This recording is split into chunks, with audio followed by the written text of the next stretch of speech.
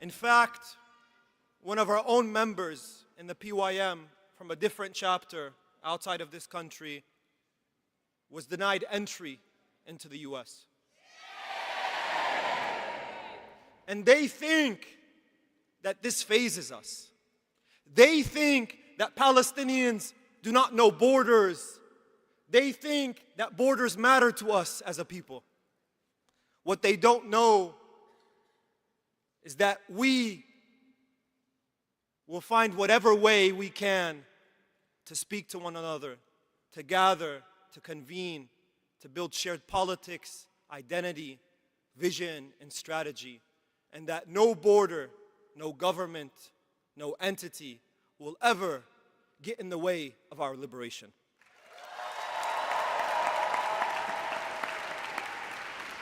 And so, for our second keynote, I'm happy to announce that Sanat Daqqa, the wife of the late martyr Walid Daqqa, and a journalist and revolutionary in her own right, will be joining us tomorrow.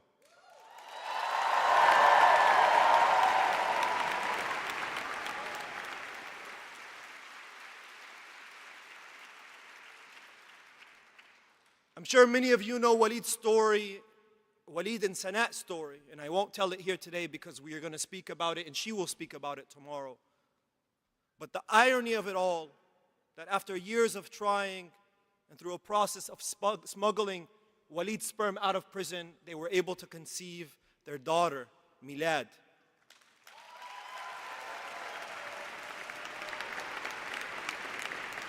And a week ago, we received news that a visa has been granted, not to Sanat, but to Milad. Imagine that. Well, fortunately, we've pressured every point we can, every pulse we can, and we've been able to secure a visa for Sanat as well. So,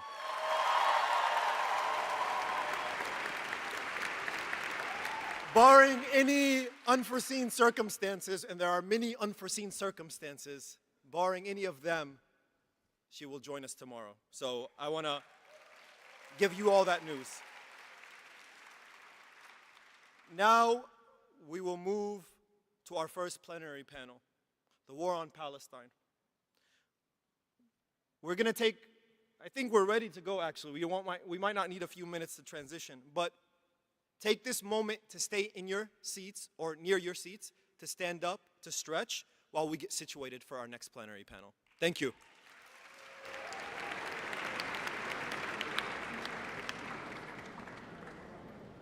Don't go too far, please. Don't go too far.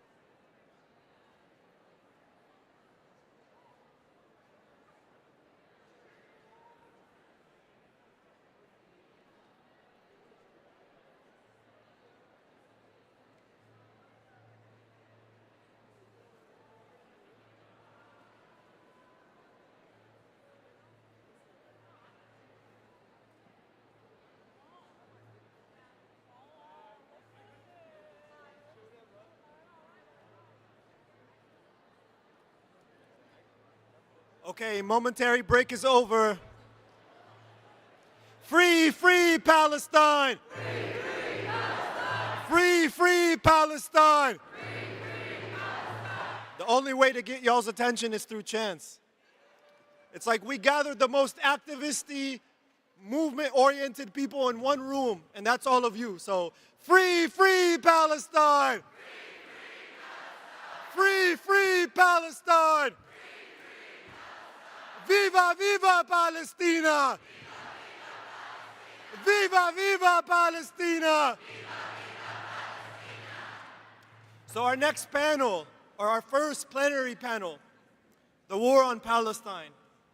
We've chosen this as our first panel for reasons that are likely obvious to you all.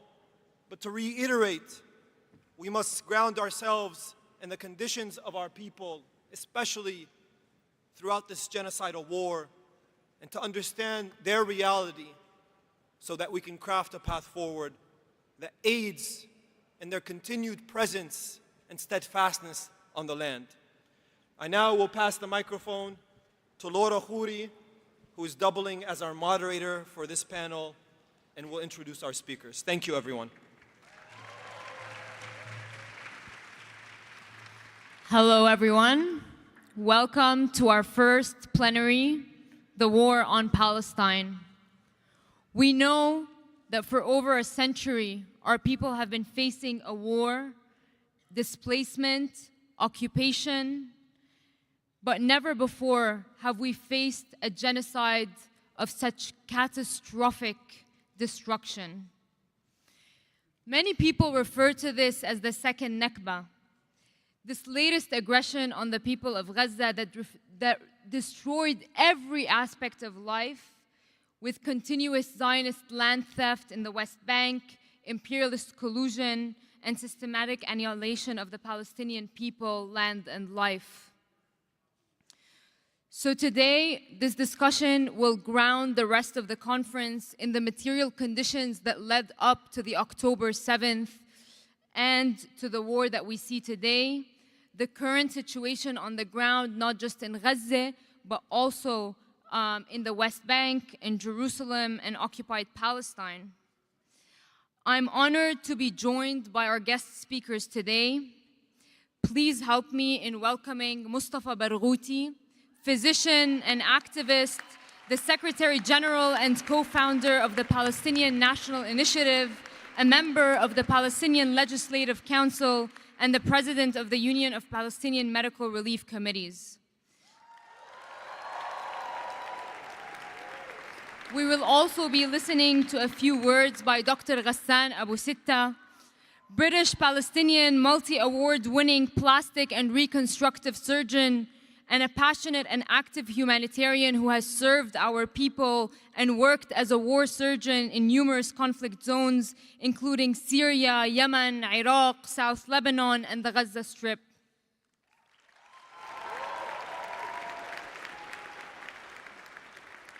Here in person, I am honored to be on this panel with Mr. Taher Herzallah, Associate Director of Outreach and Grassroots Organizing for American Muslims for Palestine, and has been a long-time community organizer.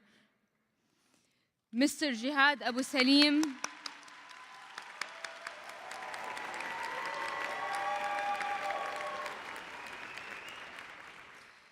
Mr. Jehad Abu Salim, PhD candidate at NYU, and is the Executive Director of the Jerusalem Fund for Education and Community Development.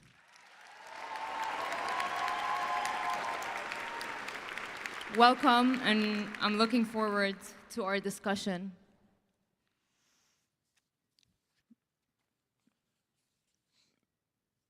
Are we good with the Zoom?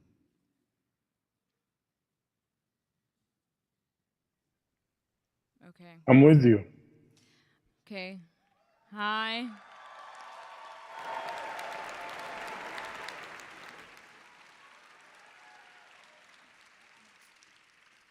Thank you for joining us. We know it's pretty late for you, so we really appreciate it. I want to start with a question around the conditions in Palestine and the general region. What was the political context prior to October? How has it been transformed since then? And what do you think are the different scenarios that as movement leaders and organizers in this room should we prepare for? Well, thank you very much. Can you hear me? Yes. Okay. Well, thank you very much. First of all, I want to greet you and to say that I'm so honored to be with you. I see this wonderful enthusiasm in the hall. So you really represent the revolutionary spirit of Palestine. Thank you for all of that. And I was hoping that I will be with you in person, but as some of you might know, I could not get any visa to the United States for the last 7 years. And I thought it was because of Trump, but it turned out that Biden is not really different from Trump, even in giving visas to Palestinians. So your question is very important. I would like to reiterate, first of all, what were the conditions that led to this situation. And first of all, I would like to say that the first real interesting thing was that the failure of the so-called Oslo Agreement and the Oslo approach of building illusions about the possibility of having a compromise with the Zionist movement. After 30 years, all of that collapsed. The second interesting character was that there was a rise and shift in Israel towards fascism. And in that sense, the rise of illegal settlers and their power in the Israeli political establishment was instrumental. And that was accompanied by the rise of religious Jewish fundamentalist fascist tendencies. The third one was the effort to try to use normalization, the unfortunate normalization with Arab countries, as a way of liquidating the Palestinian cause. And some real reactionary forces hoping to build a military alliance between Israel, United States, and some Arab governments. And finally, it was Netanyahu who thought he succeeded, standing up in the General Assembly of the United Nations and showing the map of Israel that included the annexation of all of the West Bank, all of Gaza Strip, and the Golan Heights. And in parallel to that was the unprecedented level of settlement expansion. That all meant two things for Palestinian people. First, the failure of all these illusions about the possibility of a compromise or a settlement with the Zionist movement. And second, the end of the illusions that the United States could be playing a role of a mediator in the light of its absolute and total bias to Israel. Al-Aqsa flood, which came on the 7th of October, actually represented a continuation of a true new kind of uprising that started in 2015 in the occupied territories. It was a continuation of the Palestinian struggle and steadfastness during the attacks of Israel on Gaza on 2008, 2012, 2014. It was a continuation of the popular mass struggle against the illegal settlements and the illegal apartheid wall, and a continuation of the marches of return and break the siege that took place in Gaza. And it was a continuation of the great uprising in 2021, which took place in Jerusalem and then spread to all of the occupied territories. Regardless of how much sacrifices we had to make, in reality, what we have seen since the 7th of October is a return to the roots of the issue, to the roots of the problem, to the roots of why we are suffering as Palestinians.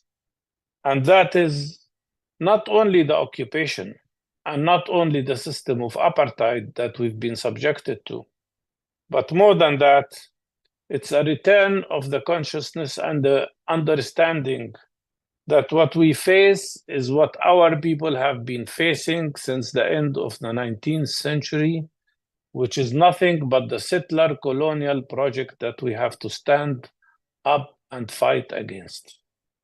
That is the main conclusion. And during the last 7-8 months, Israel committed terrible crimes. Up till now, we've lost 45,000 Palestinians if we count the 10,000 people under the rubble, including no less than 17,000 children and more than 10,000 women. And we had 80,000 people injured. If we put them together, that is 125,000 Palestinians killed or injured in Gaza in less than 8 months. That is 5.3% of the Palestinian population in Gaza. This is a huge number. If this had happened in the United States of America, you would be talking about 18 million people killed or injured in less than 8 months. And these are not just numbers. Each one of the 125,000 Palestinians killed and injured, each one is a person, a family, a history, a dream. And sometimes it's children who did not yet have the time to dream about their future. They killed everybody. They didn't allow a single journalist to enter Gaza except one for 3 hours from outside. And they killed 144 Palestinian journalists on the ground to prevent the truth from coming out, but it came out regardless of all their oppression. They killed 430 of my colleagues, doctors, nurses, and health professionals. They destroyed universities, hospitals, houses, streets, factories, most of the medical system. But they could not kill the will and determination of the Palestinian people. And what we see today is a great failure of Israel. They failed in destroying the Palestinian resistance, neither in Gaza nor in the West Bank. They failed in imposing their control over the land. They failed in getting back their prisoners by force. And they failed in conducting the main goal of the Israeli operation in Gaza, which was the ethnic cleansing of the Gazan population and forcing them to go to the desert of Sinai.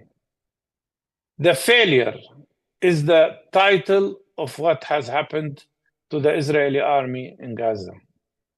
Yes, we paid very high price, but they couldn't achieve what they wanted to achieve. And in parallel to that, what we have witnessed is the decline of so many Israeli myths. The myth about the Israel powerful army, the Israel that cannot be defeated, the Israel that defeated three Arab armies in less than 5 days in 1967, was incapable of destroying a Palestinian small resistance movement, regardless of the huge difference in resources and numbers. What we witnessed is the fall of that whole claim about Israel being a democracy that violates every international law and every international and human norm. It was a failure of the Israeli impunity, the impunity that Israel enjoyed since 76 years in front of international law. And finally, it was a failure of the ability of the Zionist movement even to keep their people unified and united.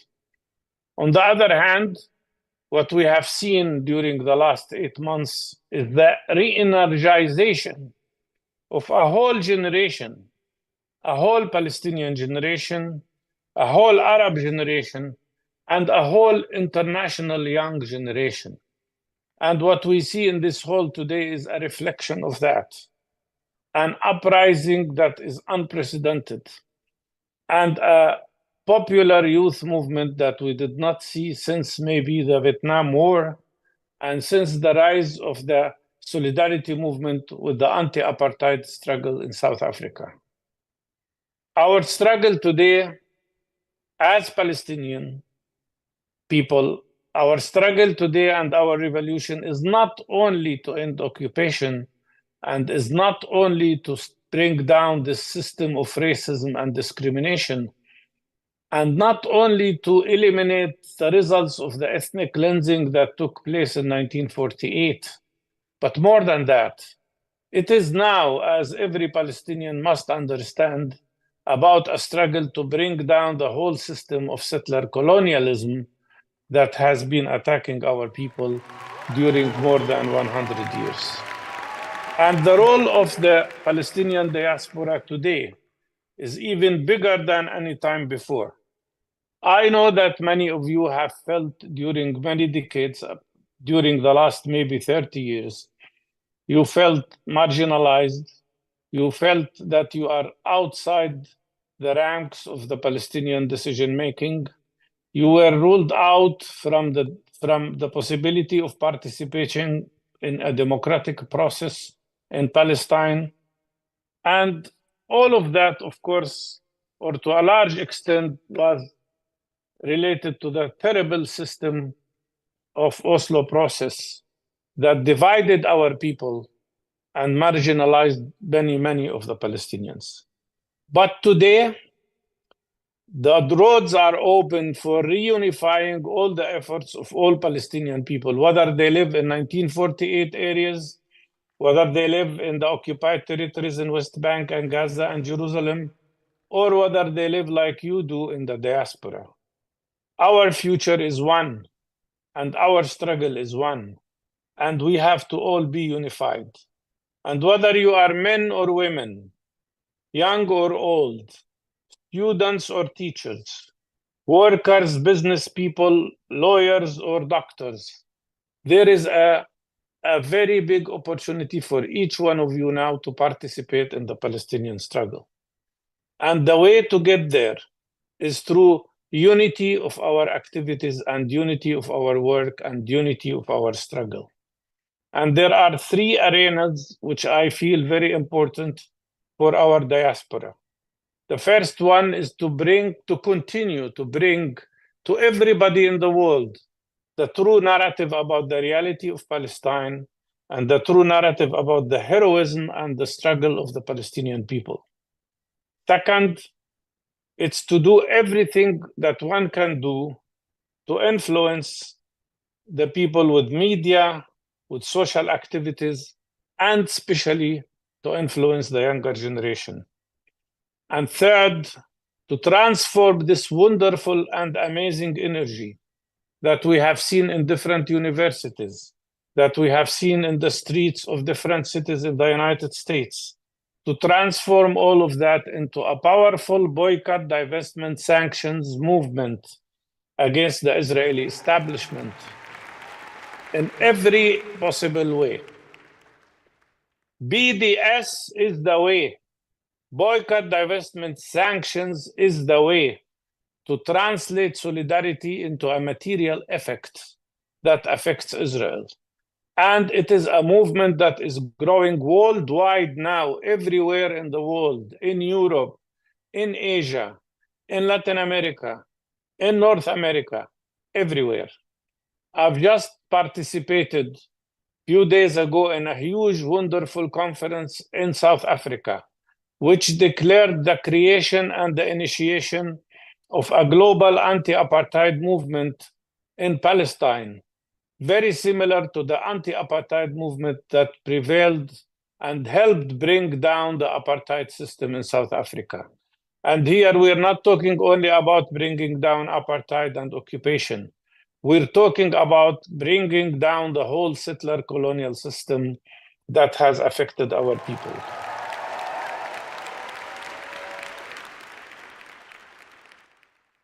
And I repeat what was just said by the speaker moments ago.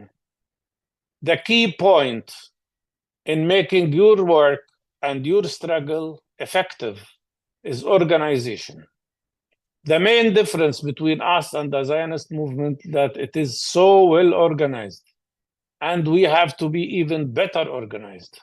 And I believe that if this wonderful and amazing, massive energy that we have seen everywhere, in every city in the United States of America, in every city in Europe, in so many other places, if we can translate that wonderful energy into an organization that continues to work, that continues to struggle, and that continues to mobilize people and transform their energy into an effective material impact, we will succeed, and we will be victorious, and we will support our people and their struggle.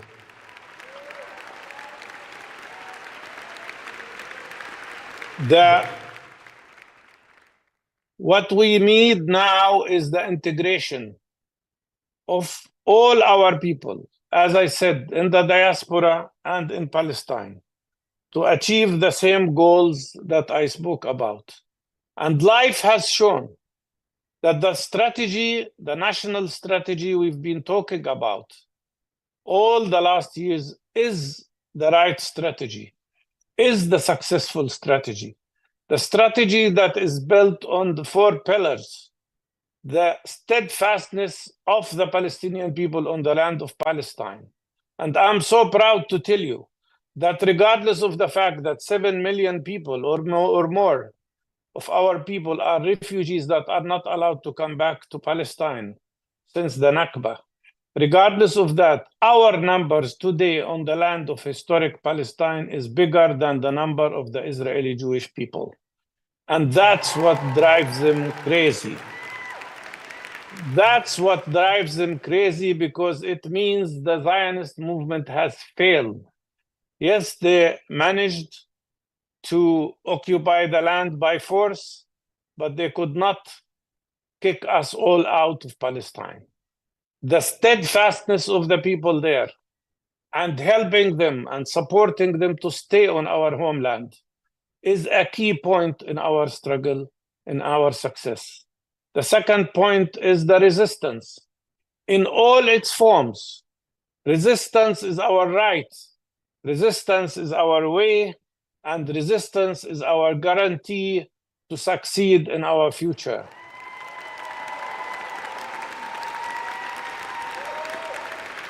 And third, it's the mobilization of the largest global boycott, divestment, sanctions all over the world. This is a key instrument in the success of our struggle. And finally, the unity of our people, the unity of our struggle. I know there are some flaws here, and we still have some flaws, but we will try to overcome them. And please show us also a very good model of unity in your wonderful work in the United States. I want to finish by telling you that our people now in Gaza are doing everything they can. I'm so proud of being also part of the medical work there. We have now 45 medical teams that work around the clock in Jabalia, in Beit Lahia, in Gaza City, in Khan Yunis, in Rafah, everywhere. And jointly with all other medical teams, they are doing everything they can to help our people, to treat the injured, to help those who need medications. And they are doing wonderful work, refusing to leave their people and insisting to be with them whatever it takes. To the heroism of the people of Gaza, which has made Israeli aggression fail, we all stand and greet them and say that people who have such a spirit, such a determination, such a level of steadfastness cannot be defeated, and they will succeed. And together with you, our people will overcome, and we will be successful. And you will see sooner than later the day of victory in Palestine. Thank you so much.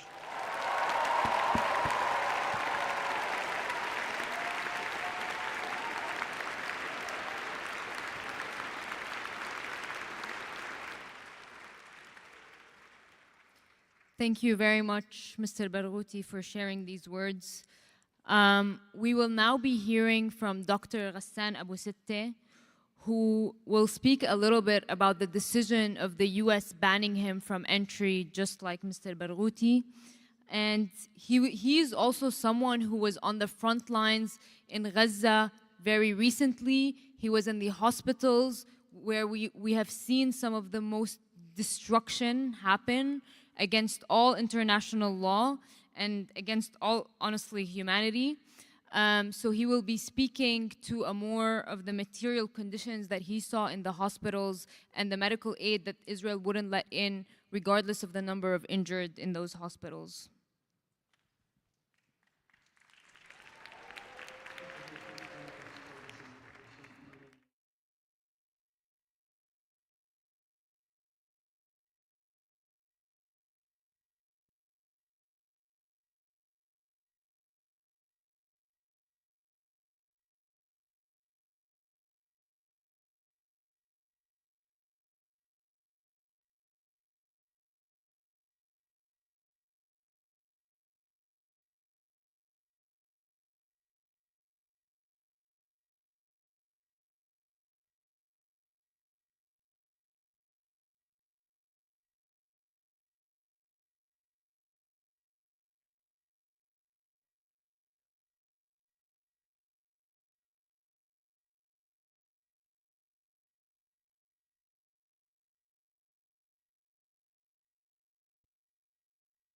A few weeks later, I was fulfilling a commitment that I had given to the French Senate.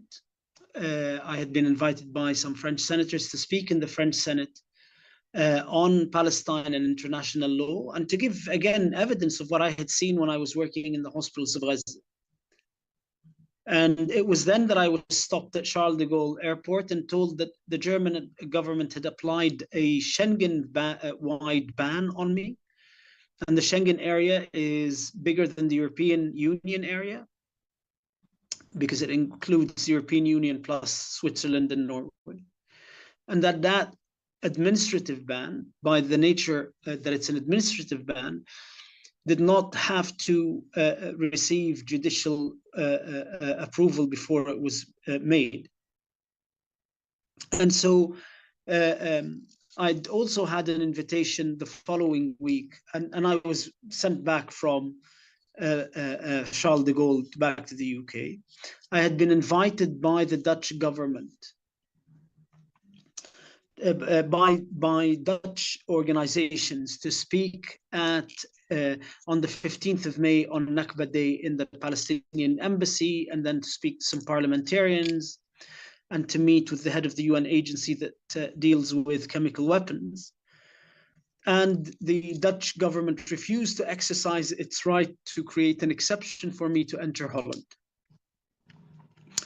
And it wasn't until we legally challenged this ban in Germany that the ban was overturned. And it was basically the minute the judge saw the ban, saw the reasons given by the German federal police for the ban, that he overturned it as being illegal and an infringement of my right to free speech and my right to travel. Now, I'll give you two pieces of news that I had received in the last couple of days to kind of highlight where we have gotten to in terms of the dire situation in this genocidal war. First was from a friend of mine who's a professor of general surgery, British professor of general surgery, who was one of the last surgeons to come out of Rafah before the Israeli army went in and closed Rafah. And he was telling me that now the medical teams, the biggest problem that they're facing is that the wounded are so malnourished when they are wounded that their wounds cannot heal. And even their surgical wounds, when they need surgery to treat the injuries, are opening up and dehiscing and breaking down these wounds because the patients are so malnourished.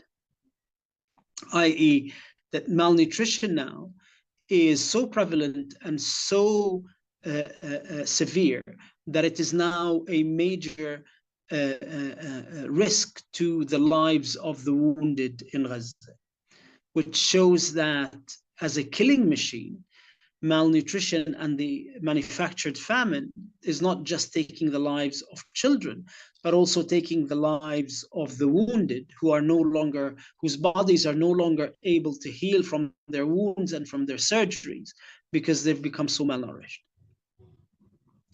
The other piece of information was given to me by a friend of mine who was working at Al-Auda until yesterday, where the Israelis attacked Al-Auda hospital in Jabalia and forced the medical staff and the patients to leave the hospital.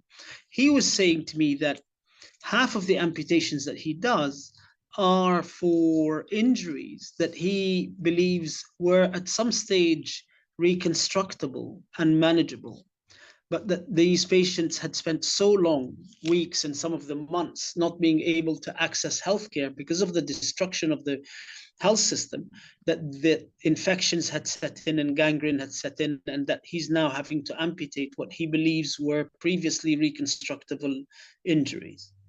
And that makes you understand why there was a systematic destruction of the health system, to ensure that those who are wounded die or at least end up with more severe injuries as a result of their wounds. And so we see the kind of triad of death, the malnutrition through the famine, the bombs and the blasts and the injuries, and then the infectious diseases from the public health catastrophe of destroying 70% of the houses, forcing people into these internally displaced camps and schools, destroying water and sewage treatment, and so that you have over 8,000 cases of hepatitis A, hundreds of thousands of cases of diarrheal disease. And so that triad interacts in a way that speeds up the killing machines of the genocide, with the final solution in mind, to wipe out everybody in Gaza. And that's what we're seeing at the moment.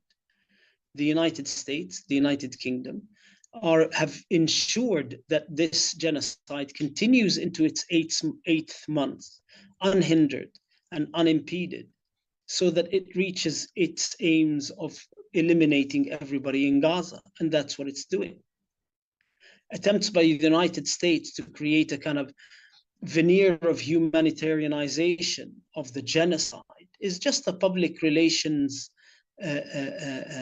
ruse for internal consumption in the United States. You drop a bit of food while you drop the bombs, and that makes it all right.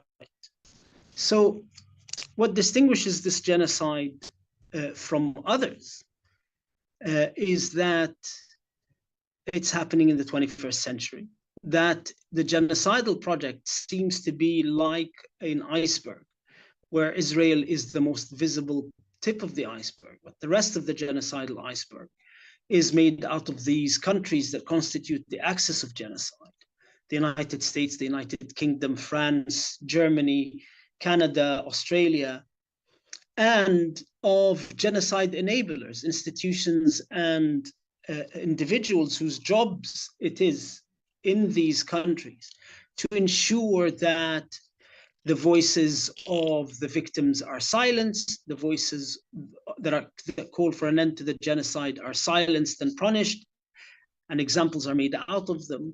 These genocide enablers exist in every academic institution, in every regulatory professional body, in every editorial board, in every suite, and you can see how they move to ensure that the genocide continues unimpeded, and those who try to impede it are dealt with very, very briskly and very, very proficiently.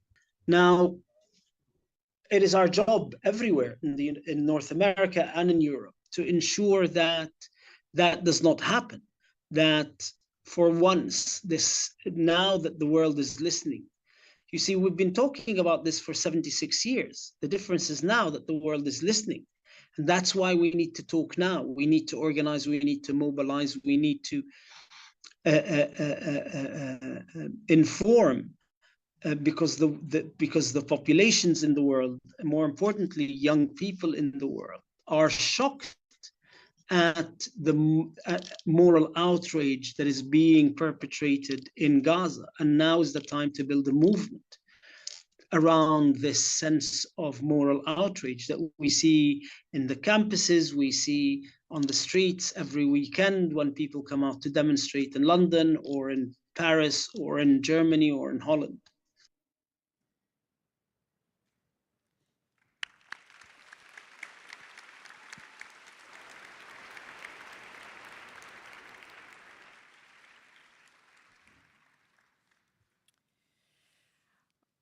Okay, so we'll be moving into an in-person discussion now. Mr. Barghouti spoke a lot about the general conditions that have led to where we are today, and in the West Bank, in Jerusalem, the Oslo Accords. Mr. Jehad, I was wondering if you can describe more clearly what was happening in Gaza before October. What were the conditions of our people around the siege and the resistance up until that moment? Thank you.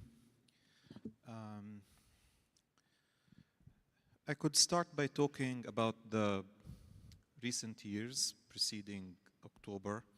Usually when people talk about the conditions in recent memory, they go back to 2007, and there are always different moments in time that we can go back to when it comes to explaining the context around what is happening in Gaza today. And I can talk about that, but I also would like to encourage everyone here to think about the experience of Palestinians in Gaza and the story of Gaza as a story that is a microcosm of the entirety of the Palestine question and of the Palestinian struggle and the Palestinian plight under colonialism and imperialism. And for me, this goes back to 1917. I won't, of course, give a history lecture about all the things that happened between 1917 and October 2024. But 1917 is an important moment because in the spring of 1917, the forces of the British Empire arrive at the outskirts of Gaza. And in Gaza and its vicinity, the first battles that would lead to the occupation and capture of Palestine during the First World War happened. And from March to October, fierce battles were fought around Gaza. And in the last week of October 1917, when after fierce battles, thousands of soldiers killed from the British and Ottoman sides, the city of Gaza fell to British occupation after it was completely destroyed and all of its residents expelled. And days after the occupation of Gaza, the Balfour Declaration was issued on November 2nd, 1917. So Gaza has been at the center of this century-long process of violence, of destruction, and of conquest that has targeted the Palestinian people, and of course with the British occupation that facilitated the Zionist colonization of Palestine. Fast forward to 1948, and 1948 is an essential moment in understanding what is happening and what has happened in Gaza. Because in 1948, when the State of Israel was established on 78% of British Mandate Palestine, the Gaza Strip as a territory emerges on only 1% of the total area of the territory between the river and the sea. And the Gaza Strip becomes home to people, to Palestinians from more than 54 cities, towns, and villages. Now, this was meant to be a temporary condition. Palestinians throughout history experienced war, conquest, armies passed through our land, and people leave their towns, seek refuge somewhere else, like what's happening today. And hundreds of thousands of Palestinians from the vicinity of Gaza ended up stuck as refugees in what became the Gaza Strip. So the Gaza Strip was born in 1948. From 1948 onwards, the Nakba continues not just as an event that we commemorate every year, but as a process of continuous colonization, land grab, and the continuation of the Gaza Strip itself in terms of its geographic boundaries, in terms of the population density within these boundaries, in terms of how many people have been trapped and were basically doomed to continue to live in 8 refugee camps within this area that would become the Gaza Strip. This becomes one of the most violent expressions of the continuation of the Nakba as a process. And immediately after the armistice lines were drew in 1948, 1949, Palestinians in Gaza, like elsewhere, but especially in Gaza, they reject the normalization of the Nakba as an event and as a process. And from 1948 onwards, Palestinians attempt to return. There were more than 16,000 recorded cases of return. Israelis call them infiltration from Gaza into, what the lands, villages of these Palestinians from there. But for decades, Palestinians remained stuck in this territory. But they were not passive historically. Palestinians, like I said, rejected the status quo of the Nakba and its continuation. And in 1967, Israel occupies Gaza and also builds settlements within the Gaza Strip, which further leads to the de-development of the Gaza Strip. So despite that, Gaza represented only 1% of the total area of historic Palestine, housing people from more than 54 cities, towns, and villages. Israel comes in 1967 and takes 1/4 of the area of the Gaza Strip to colonize it as well, to add insult to the wounds of history. And of course, under Israel's occupation, Israel only treated the Palestinian population in Gaza as a disposable workforce that would, respond to the needs of the Israeli labor market. But Gaza intentionally led a process of de-development that Professor Sarah Roy talked about in detail in her works on Gaza. So Gaza is under occupation. Gaza becomes this space where Palestinians are trapped. Gaza becomes this place where millions of Palestinians' lives are suspended just because Israel wants to maintain a simple equation. These people can't go back in order for Israel to maintain its Jewish majority demographic. So I think this is really important when it comes to thinking about Gaza throughout the decades. And without this framing in mind, the fact that the Gaza Strip as we know it today has been a product of the Nakba and its continuation, we can't understand the conditions in Gaza neither in October 2023 or in 2018 when the March of Return happened, in 2014 in the Second Intifada, in the 90s, in the 80s when the First Intifada erupted. All of these events erupted as a response, as a reaction to the condition that has been imposed on Palestinians in Gaza. And since 1948 and before 1948 even, Palestinians in Gaza, like Palestinians elsewhere, have been engaged in various moments of resistance against the Zionist colonial project. So in 48, of course, Gaza remains the only Palestinian coastal city that wasn't conquered. In 56, Gaza becomes at the center of anti-colonial politics on a global stage after the nationalization of the Suez Canal and the occupation of Gaza by Israel and the Sinai Peninsula by France and Britain as well. And then in the 50s and in the 60s, Gaza was visited by key figures in the anti-colonial, anti-racist movements around the world, like Malcolm X, who came to Gaza in '64, Che Guevara, who came to Gaza in the late 60s. And in the 1970s, there was also another wave of resistance against the Israeli occupation, and in the 80s, we had the First Intifada, and so on and so forth. So the key condition that Gaza has always rejected and has always rebelled against, that has always refused to normalize, is the condition of the Nakba, is the fact that Israel, at the barrel of the gun, created this area called the Gaza Strip, where hundreds of thousands and now millions of Palestinians are trapped in order for Israel to maintain a demographic consideration that is a Jewish majority state within the boundaries of the land that it conquered in 1948. Of course, I can talk about the blockade. I can talk about the unemployment. I can talk about how for years cancer patients haven't been able to travel because they couldn't receive the permits that they needed. I could talk about the de-development of Gaza. I could talk about how, Gaza's university graduates, 60% to 70% of them immediately joined an army of unemployed people immediately after they graduated. I could talk about the depleted water aquifer in Gaza. I could talk about the malnourishment that people suffered from. I could talk about the students who lost their scholarships as a result of the siege. I could talk about the continuous and systematic destruction of Gaza's industry, of Gaza's economy.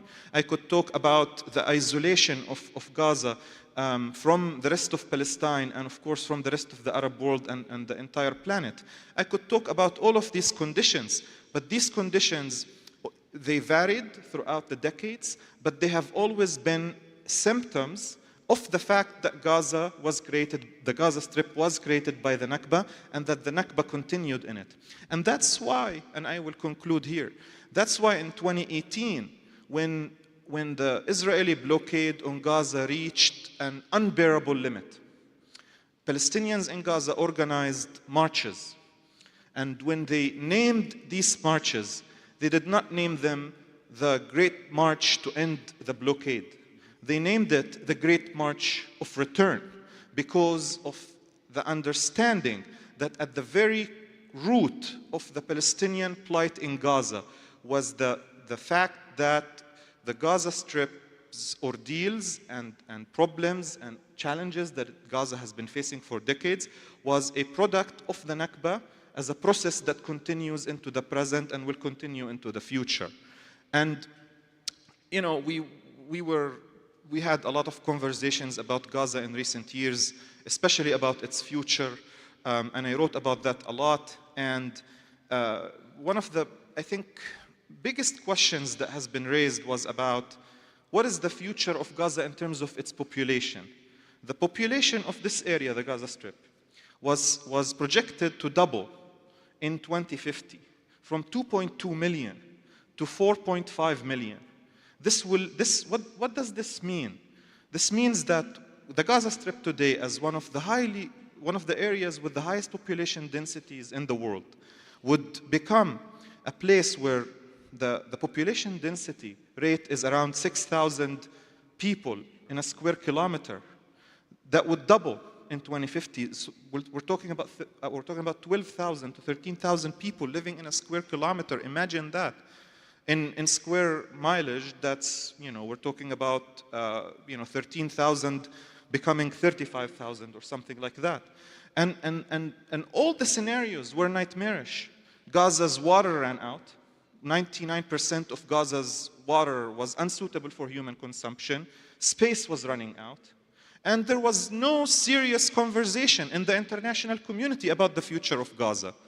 And the so-called two-state solution that was imposed by the international community did not account for Gaza's needs demographically, geographically, economically, the well-being of the population there. There was no conversation about where the people in Gaza will end up. So Gaza, from 1948, was facing an existential question. In the 50s, when analysts and writers and scholars talked about Gaza, they talked about Gaza as a place that was facing an existential question. That's in the 50s. So imagine what the conversation was in 2023, 2024, 2022, 2021. So people in Gaza knew that an explosion was inevitable, that something that would disrupt this inhumane, this sadistic status quo was inevitable. It wasn't a question of whether this would happen, it was a question of when this would happen. And the difference in this moment is that, unlike previous moments, it was Gaza that chose the timing of the explosion, not Israel.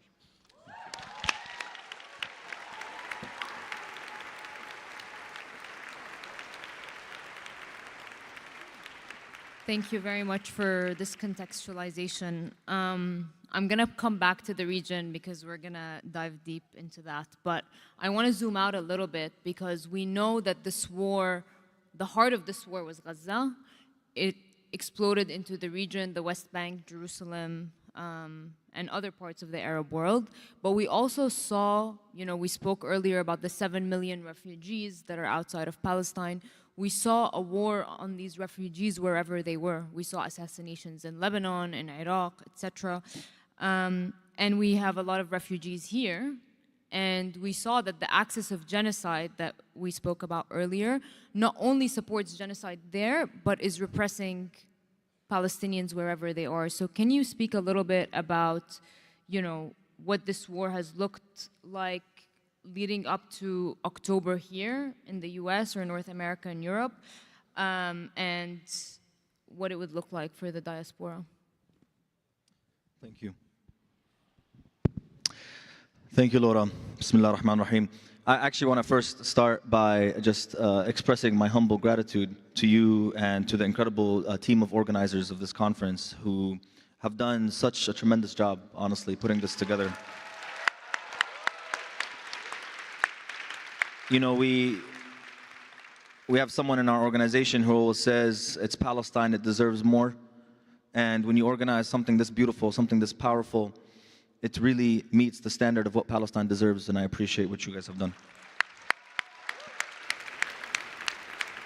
I also want to take the opportunity, and I feel so inadequate being up here. We had Dr. Mustafa Barghouti, Dr. Ghassan Abu Sitta, Dr. Jehad Abu Salim, monumental figures in the history of Palestine, not just in this current moment.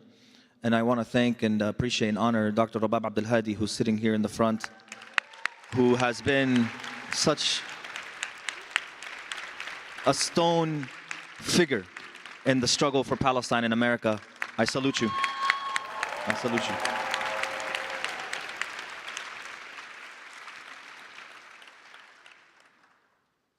To answer your question, Laura, it's a long answer, but bear with me. We know that Zionism has killed us, has displaced us, has destroyed our lives in Palestine. And the long tentacles of Zionism have always reached deep into the American heartland.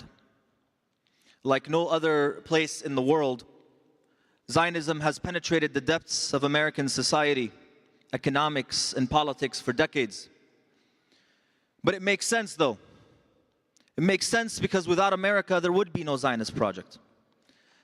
And I don't just mean the $3.8 billion a year and the political diplomatic support that the United States provides.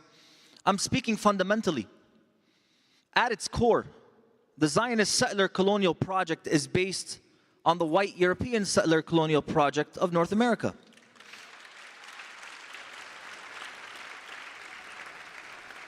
Jehad is a scholar who studied Zionist literature, and he could tell you the remarks and the allusion to American settler colonialism was at the heart of the Zionist project from the outset.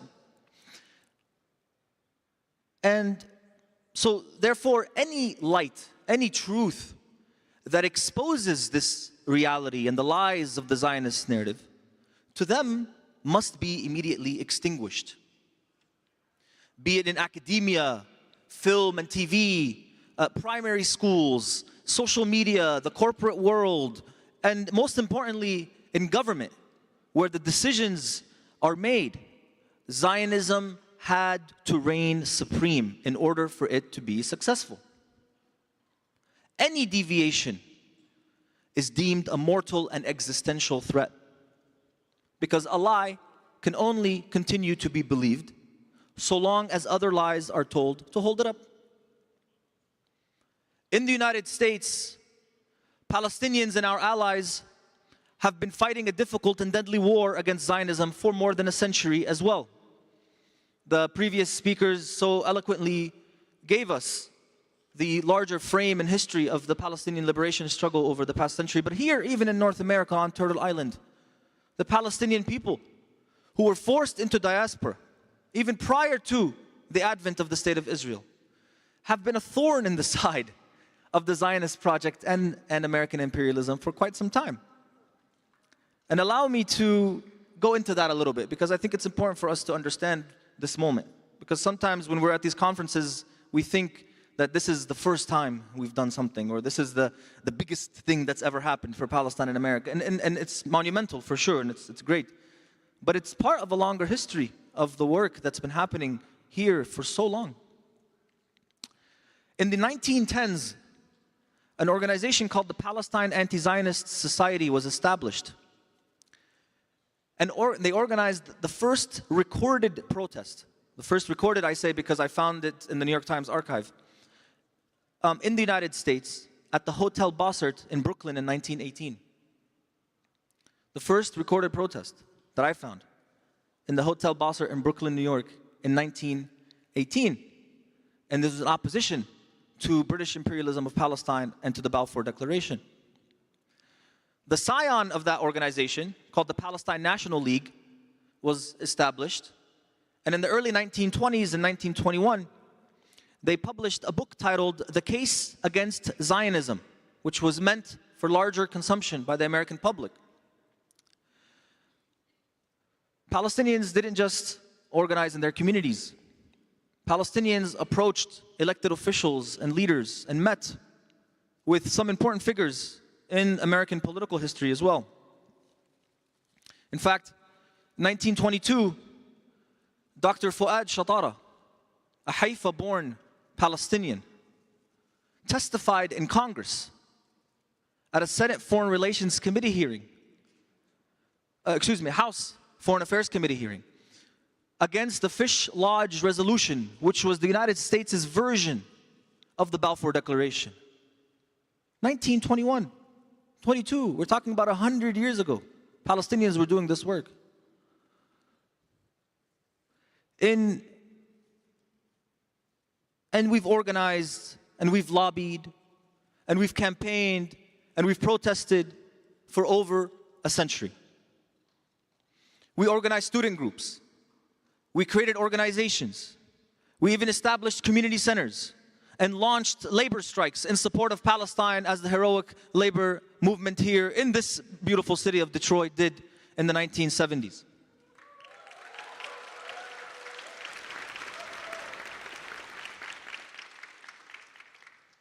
Everything at our disposal we used. Even before the Nakba, generation after generation has been utilized to advocate for our cause and people. And at every turn we have been met with opposition, with threats, with harassment, and with punishment. I mentioned earlier that we've been engaged in a long and deadly war against Zionism here in the United States. Dr. Fuad Shatara, after decades of advocacy for Palestine against Zionism, a distinguished and well-known physician in his community, respected and loved by his patients, took his own life after a relentless campaign by Zionist organizations to get him fired from the hospital that he worked in New York City. He took his own life in 1942, 6 years before the Nakba.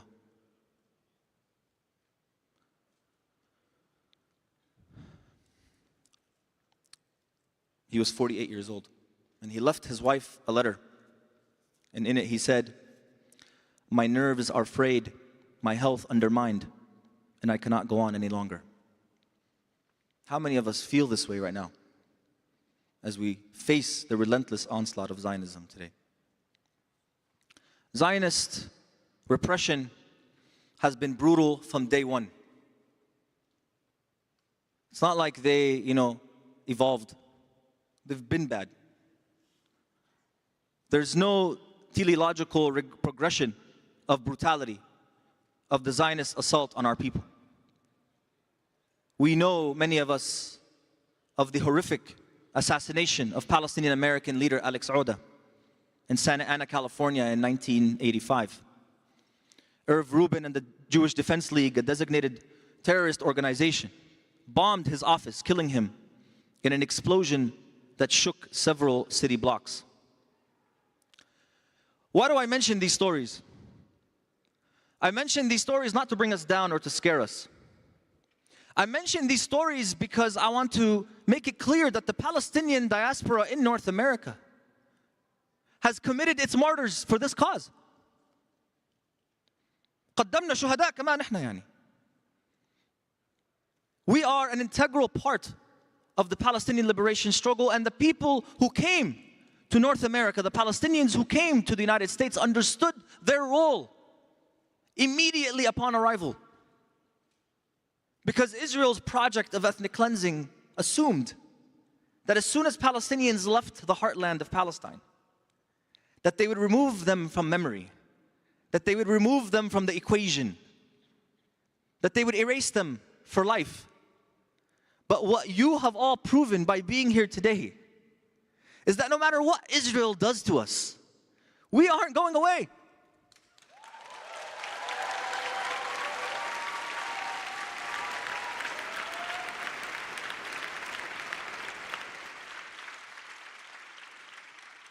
When I see الزفت هذا بسموه نتنياهو staring into the camera while he's spreading his lies, you know what you could see in his eyes? Not just Satan. You could see in his eyes what he's thinking. ما في حل هدول الناس. There is no solution to the Palestinian people. There is no solution. We have been called many different things. قوم جبارين is the one I like. And Zionism recognizes this. Zionist repression, and I want to go to this point now because I don't want to take too long. But it wasn't just Zionist groups who have relentlessly attacked our people here on Turtle Island. The United States government has been actively engaged and working to suppress Palestine organizing and power building for decades. Since 1967 at least, Palestinians, Arabs, and Muslims have been subjected to government surveillance on a national scale, with raids on Arab organizer offices, Operation Boulder, many of you know about, and the inclusion of Palestinians and Arabs in the infamous counterintelligence program, more commonly known as COINTELPRO, which was used against the civil rights movement. And since at least the 1960s, Zionist groups have been working in collusion with the state to spy on and disrupt Palestinian organizing. The ADL, flagship Jewish organization, has been a central player in that game for decades, sending informants to our conferences and events, collecting intelligence and sharing it with the FBI and even foreign governments.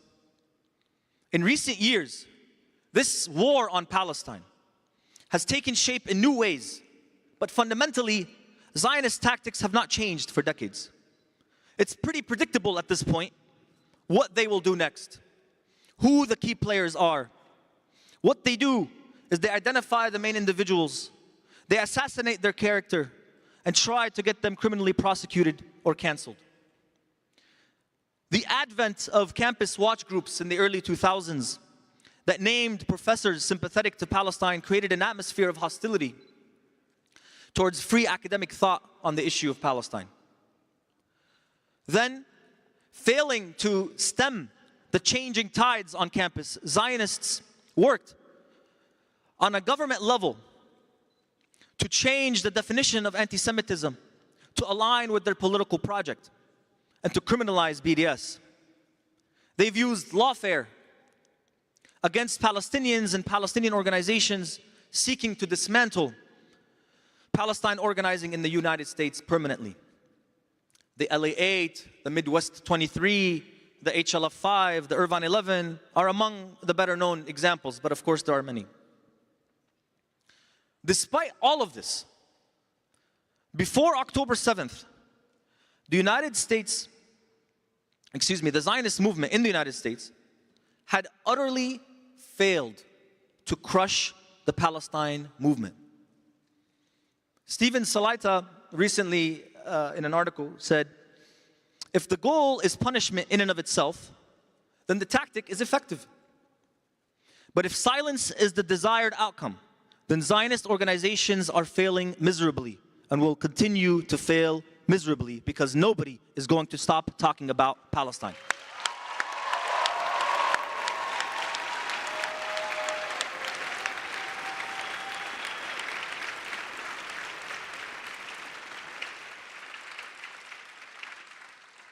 Since October 7th, the war on Palestine in the United States has intensified in many ways. The same machinery that Zionists have employed for decades has come into full effect over the last 7 months. The lawfare, the physical attacks, the congressional resolutions and bills, the doxing, the firing, arresting, and prosecuting, all have been central features of Zionist tactics. The state Zionist nexus has been intensified, with now groups like the ADL working directly and openly with the Federal Bureau of Investigation to initiate surveillance programs on student groups and to frame the attack on students as counter-terrorism operations. Zionist groups have assembled a war chest of millions of dollars to file lawsuits across the United States, primarily targeting student groups. These lawsuits aren't being filed to be won. They are being filed to collect more intelligence on our movement through discovery and to keep us busy in the courts rather than in the streets and on campus where we are most effective. Whereas university presidents would at least offer lip service in the past to academic freedom and freedom of speech, now they are openly punishing students and faculty for doing just that. All the nonsense about liberal freedoms has been smashed to the ground like a fragile glass vase. The curtains have been lifted and the true ugly face of America has emerged.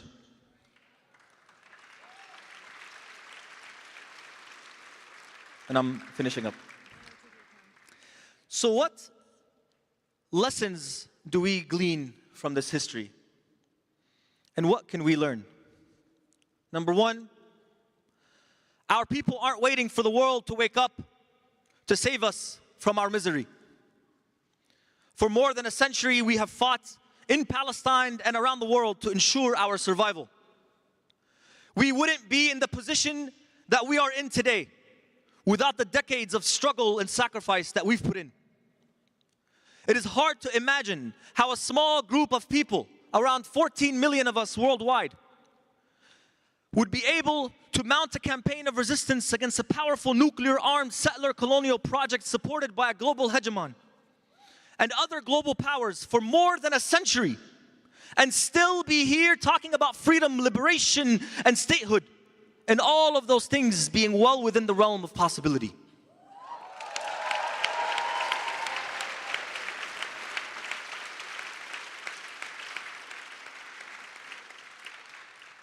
This is a testament to the incredible might and willpower of the Palestinian people and, of course, our friends and allies around the world, because we could not have done it without them.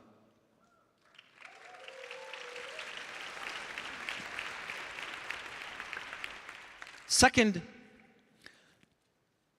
we must expect Zionists to be Zionists. We must expect Zionists and the US government to intensify their attacks on all of us. This is a given. The world has changed in ways that does not suit them. And they are going crazy, realizing that they've spent all these years and billions of dollars to prop up this project of theirs, and they're still losing.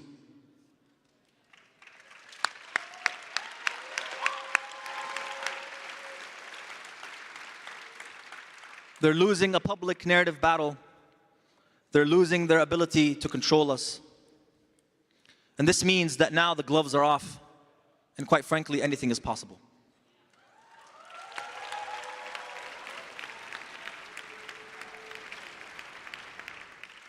I caution you of the days to come, because they will not be easy. There are people among us today who might not be with us next year at this conference. And this is the reality. Because the liberation struggle requires sacrifice, and I know everyone here is prepared to make that sacrifice.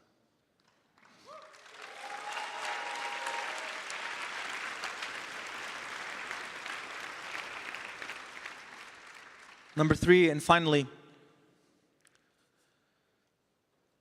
nothing that we do will ever be accepted by them or acceptable to them. And our appeal is not to the conscience of our enemies. Our work is focused on securing gains for our people. We carefully craft our language, especially here in the United States. Not because we are convinced that the other side will start to accept it, or that more Americans will understand us and maybe we'll create a critical mass and then finally we'll sing Kumbaya, my Lord, and go into liberated Palestine. No. But because of the legal and social realities that we contend with.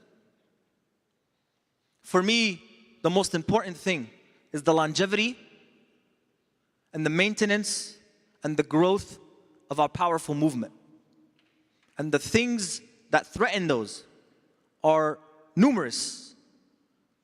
But we must maintain the integrity of this movement, because Palestine and the people in Gaza are depending on us. They know that we are in the belly of the beast. When Hind Khudari gets on and she says, I see you guys. Not because that, obviously she sees us, she's holding her phone. But I spoke to my friend Muhammad, who just came back. He was a doctor, a physician who came back from Gaza just last week. And he was one of the 20 American doctors that was stranded in Rafah. And I kid you not, he said, the people in Gaza are sick and tired of this war. They're done. Like, when you're done, you're done. But he said, the only thing that I saw in my 2 weeks there that gave them hope were the campus protests.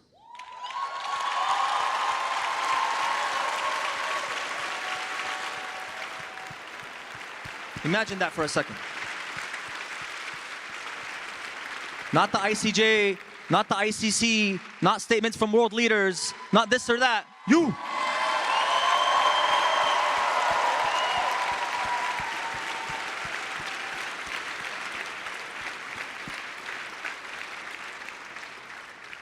My final statement is keep pushing the bar higher and higher. Keep changing the discourse. Today in America, the language of divestment and apartheid and settler colonialism is mainstream because of what you've been doing. This was unimaginable just 8 months ago. Now it's a reality that they are forced to contend with. And I am very proud to be here among you and to be part of this moment and this movement. Thank you.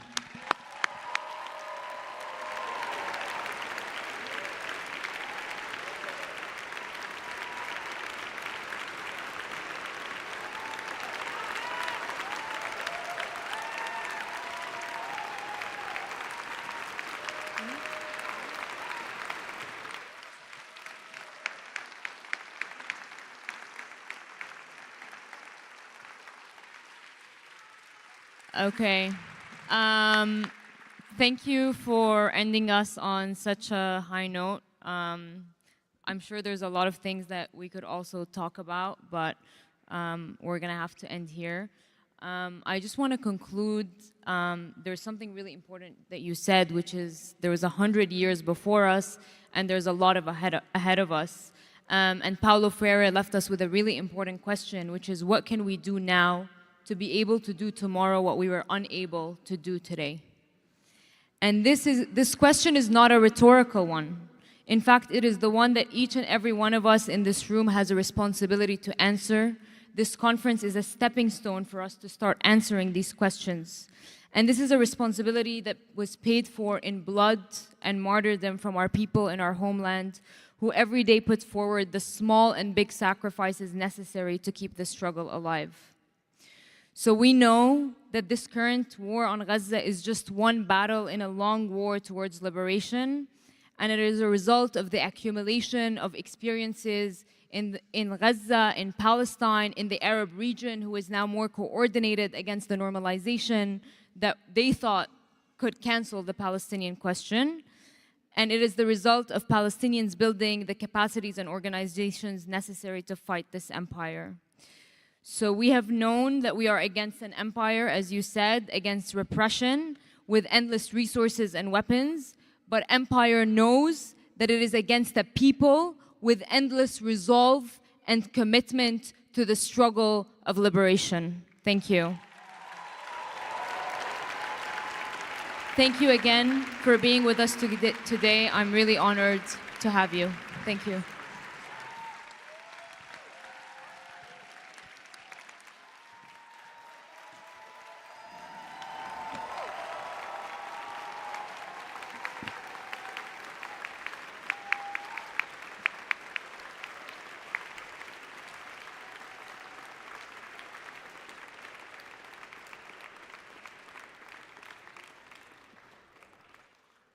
Thank you, everyone, for your presence, for your energy, for your focus and your commitment today. And I want to thank our amazing panelists for their insightful contributions and reflections that I believe we all will take with us moving forward. And so before everyone leaves, because I can see people shuffling out, I want to just go over some housekeeping items so that you all are aware of what's ahead of you for the rest of the conference, and so that you understand, how to meet some of your needs over the next couple of days. So just some housekeeping items. The first item is fundraising. So part of our efforts in this conference is to continue to raise money for our people in Gaza, to strengthen their steadfastness, to help meet their basic needs, to allow them to sustain themselves through this war and beyond this war. And so, as I mentioned before, we've already raised through our registration fees over $165,000. Those are your contributions.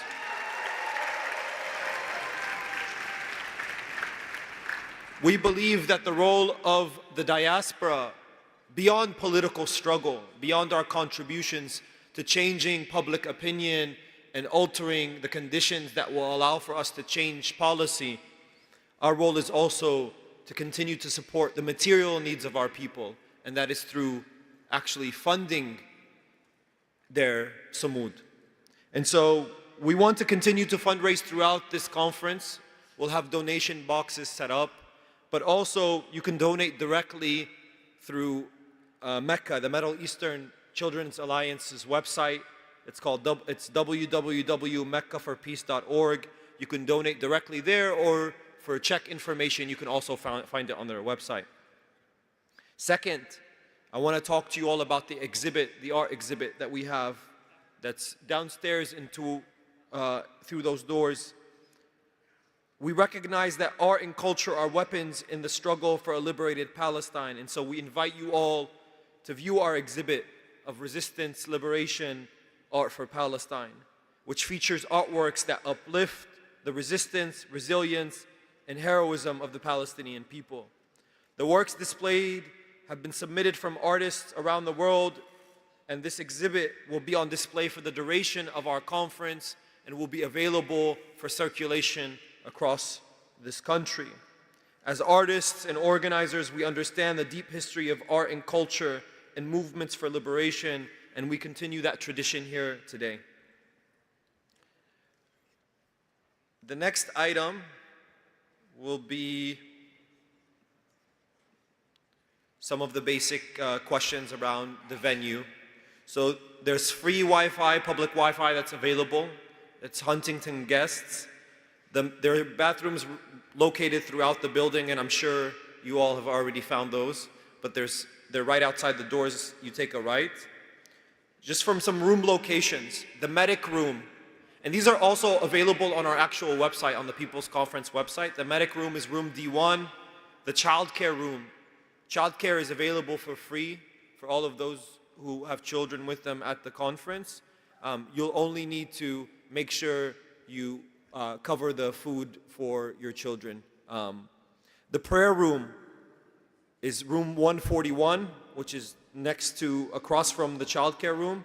And the food court would have been on your left as you're heading towards the registration tables. The food court is what we have available in terms of foods. All of the food at the food court is halal. I know some people are asking questions from the actual vendors themselves, but they don't know the answers, or the food workers themselves, but they didn't know the answer to that. I'll confirm for y'all that it's halal. Now, dinner, they close up shop at 7 p.m. So as soon as I let you go, I think some of you know where you're headed. There are waterfall refill stations located downstairs, across from the childcare room, and upstairs past the registration booth on the left side of the Walid Daqqa Hall. There are charging stations and outlets throughout the conference space. Parking, there are parking garages surrounding the building. I think that you all know where those are located. There is no in and out parking privileges. So once you arrive, pay for parking, you're not going to be able to leave and come back on the same parking pass. So as far as the program goes, do you need to stay for the program track the entire time? The answer is no. Go to whatever sessions you feel are most meaningful for you, but I encourage you all to stick around for the entirety of the program. Accessibility needs, there isn't language interpretation available, and so please see the registration desks for that. And finally, the exits on the ballroom, you can exit on the right side of the room or in the back of the conference space. And so, just to remind y'all for the rest of today and then tomorrow. So, for tomorrow, the vendor fair opens up at 9 a.m. So for those of you who are looking to purchase gifts or items to support small business owners, Palestinians, who are also taking care of their families through this work, you can see them downstairs. They open at 9 a.m. tomorrow, and our first plenary for tomorrow begins at 10 a.m. sharp. So plan to arrive here sooner than that. And finally, I want to remind you of the workshops that we have today, the workshop tracks. And for most of you, if you have a program booklet, you can find the details of them, but there will be two separate time slots with 4 tracks.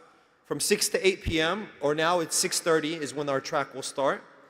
Sowing the Seeds of Revolution through Alternative Education will be in the Shireen Abu Akleh room. And the Palestinian Women's and Feminist Organizing and Resistance will be in the Rifat al-Arir room for track 3. And then at 8 o'clock, we'll have Correcting the March of History, Strategies of Popular Education for Palestine in the Shireen Abu Akleh room. And track 4, Nurturing the Sumud of Our People in the Rifat al-Arir room. So thank you everyone again. Thank you for joining us. I won't see you again today until tomorrow morning.